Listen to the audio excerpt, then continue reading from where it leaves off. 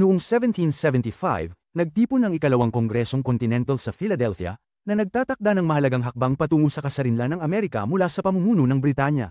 Dahil dito, itinatag ang Continental Army at itinalaga si George Washington bilang tagapamuno nito.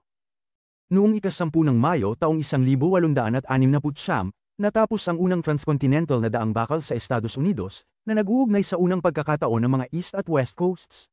Ang makasaysayang pagtatagumpay na ito ay nagbagunganyo sa transportasyon at kalakalan sa bansa, na nagpapadali ng paglago ng ekonomiya at pagsulong patungong kanluran. Noong 1940, noong World War II, si Winston Churchill ay naging punong ministro ng United Kingdom. Ang kanyang liderato at pagtutol laban sa Nazi Germany ay naglaro ng mahalagang papel sa pagtataas sa morale ng mga Briton at ng mga puwersa ng mga kapanigan, na huli nakatulong sa pagtagumpay sa mga kapangyarihang Axis.